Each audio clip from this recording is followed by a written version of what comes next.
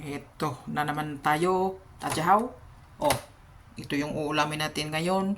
Ito yung mga chicken thigh at ito ang gagawin natin. Magdidibon tayo ng chicken ngayon at mayroon tayong gagawin. Yes. Dibon natin ito, ididibon. Waan mo dito.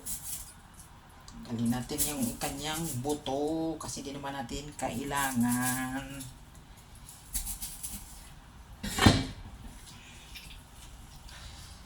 Lalaking chicken ito at ang chicken ito ay isang organic.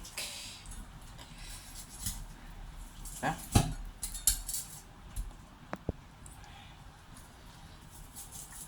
Ano lang ng ganyan.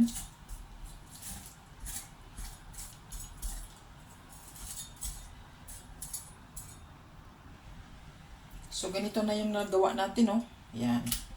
Lagyan natin ng konting asin.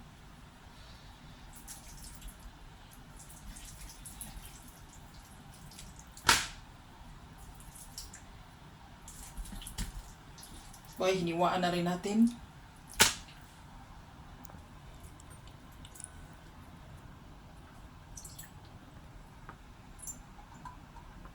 So naglagay tayo ng kalamansi, sugar, asin,